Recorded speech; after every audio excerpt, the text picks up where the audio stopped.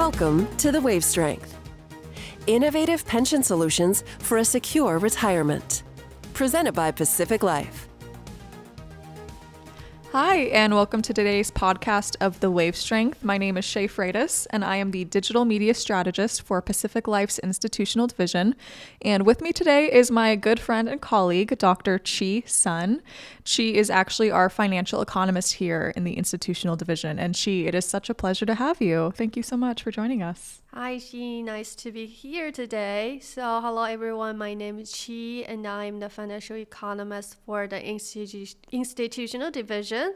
And I'm very glad to join today's podcast and very excited about that. Yeah, awesome. And Shea, I know we're launching a Financial IQ newsletter series with you, which we're super excited about. And our first article is actually talking about happiness in retirement.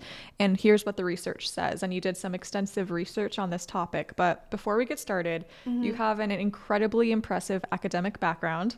And I would love it if you could share that background and education with our listeners.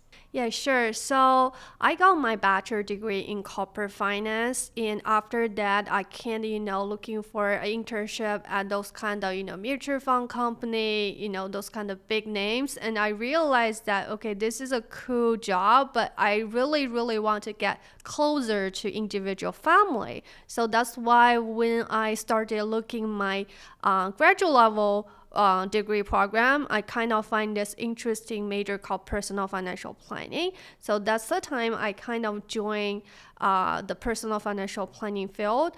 I got my master's degree in personal financial planning from University of Missouri, Columbia, and I continued the same major to my doctorate degree. So I just newly graduated last December from my doctorate program from Texas Tech University. And It is actually a really interesting story how you found your way to Pacific Life. Do you mind sharing that? Yeah, so I kind of, I never had the initial thoughts to join industry. I was imagining myself to be a future, university professor.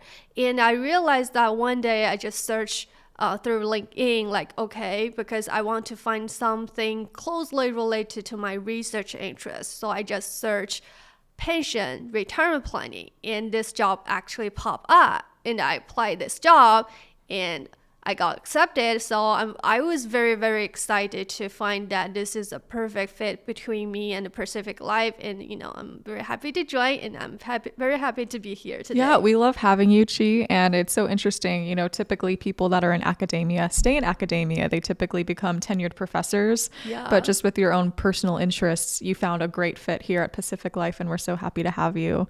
And I know that your research really ties into what we're going to talk to today. So we're talking about retirement satisfaction. And in the article, you talk about how this satisfaction reflects the level of psychological well-being of the retiree. So I wanted to ask you, Shea, what factors in the retirement process create these successful outcomes in retirement? Yes, so this is actually an awesome opening question for today's conversation. So I would say for general population, a lot of people in this country kind of, blame their life to a key point that I do not have enough money. So from the other hand, we can treat that they think money can bring them happiness. Actually, I would say this is, from one hand, this is actually correct. Past research finds that economic resources contribute to people's overall well-being.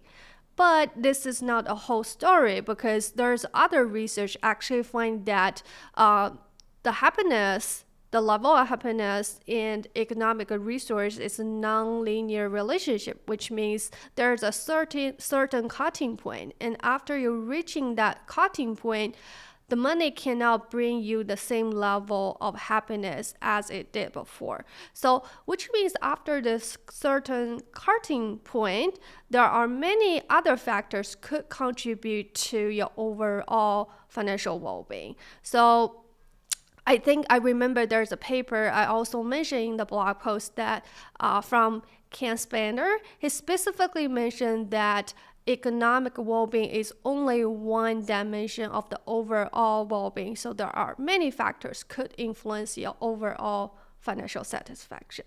Yeah, that's really interesting. And in the article, you mentioned everyone is different and everyone's unique experiences of that retirement transition process. It does lead to various levels of retirement satisfaction. And you mentioned something really interesting. You talk about how men and women have different experiences in retirement. Do you mind speaking to that? Yeah, so I guess this is the old topic, but also a new topic. So we heard this sentence, I would say, many times ago, like men are from Mars and the women are from Venus, Yeah. right?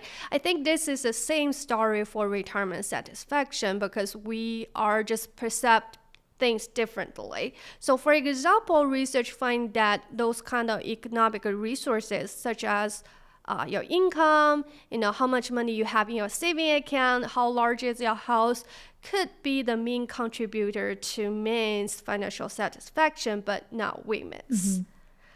And also, research find out that, for married couple, they're more likely to feel satisfied about their retirement life and compared to divorced people. And this is kind of makes sense, right? Because we're human beings, we kind of naturally seek those kind of emotion company.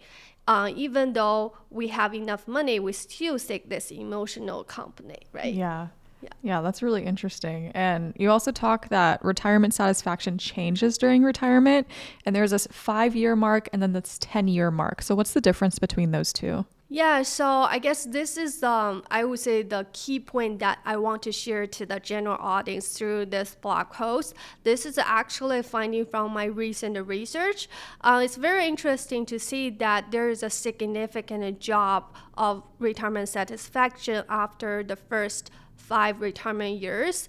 There are many factors could possibly explain why this job happened. But I'm thinking that probably because, people get used to their retirement life. They just feel like, okay, this is the realist daily life I have so far. And then they kind of start missing their old working days, missing those kind of elevator talks happening every day. So this kind of change make them feel like, oh, the retirement life is not as good as I thought before. So that's kind of we see this job for retirement satisfaction. And also you mentioned that an interesting thing is we see that the retirement satisfaction level returns back to the original level after like the 5 years and kind of return back, I would say probably around the 10 years.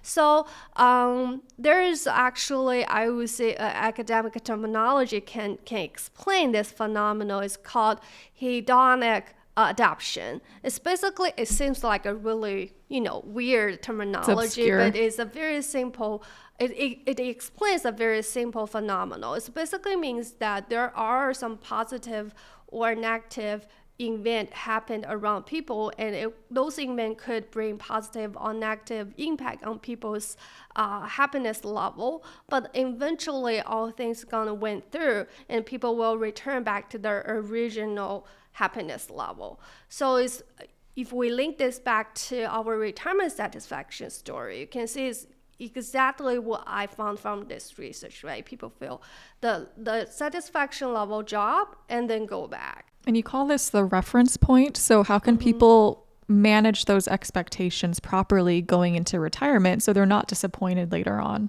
Yeah, so that is actually another very interesting theory. It's actually from the prize winner, Tavarsky and Carmen. So they call this reference-dependent preference theories. Basically means people evaluate their situation relative to a reference point.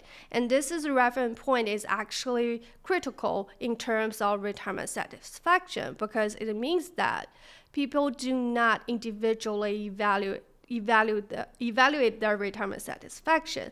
They kind of evaluate their retirement life compared to a reference point. This point can be their pre-retirement life. It can be the retirement life they expect it to be. So if that's the fact, if people expect to have a really fancy, luxury retirement life, and they found out that they just live in a normal daily retirement life, this could bring their unhappy, even though objectively speaking, their retirement life quality is still good. They still will feel unhappy about retirement life because they have this unrealistic reference point. So that's why I mentioned that transfer part of your retirement asset into lifetime income product could actually help you to find this realistic reference point, because you will have a very straightforward and clear understanding about how much you are going to receive after retirement, how your retirement life gonna look like, right? Yeah, and that's actually a really great transition point, Shea. So I wanted to ask you, what are the benefits of transferring part of that retirement portfolio into that lifetime income product? Yeah, so I would say the key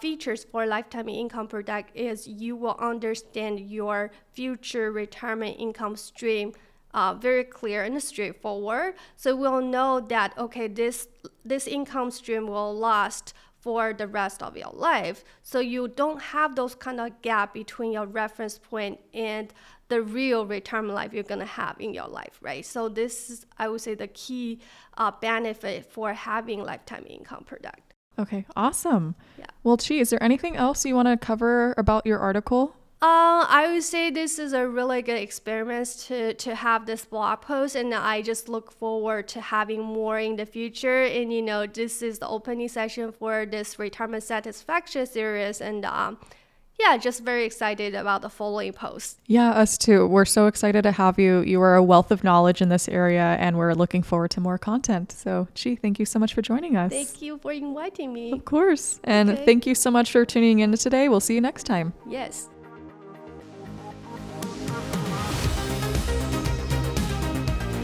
This has been another episode of The Wave Strength, presented by Pacific Life. Don't forget to catch us on YouTube and make sure to subscribe.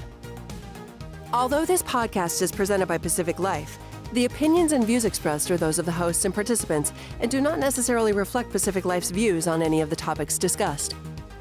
Pacific Life is a product provider. It is not a fiduciary and therefore does not give advice or make recommendations regarding insurance or investment products. Pacific Life, its affiliates, its distributors, and respective representatives do not provide any employer-sponsored qualified plan administrative services or impartial advice about investments, and do not act in a fiduciary capacity for any plan. Pacific Life refers to Pacific Life Insurance Company, Newport Beach, California, and its affiliates, including Pacific Life and Annuity Company. Insurance products are issued by Pacific Life Insurance Company in all states except New York, and in all states by Pacific Life and Annuity Company. Product availability and features may vary by state. Each insurance company is solely responsible for the financial obligations accruing under the products it issues. This podcast was recorded on May 6th, 2022.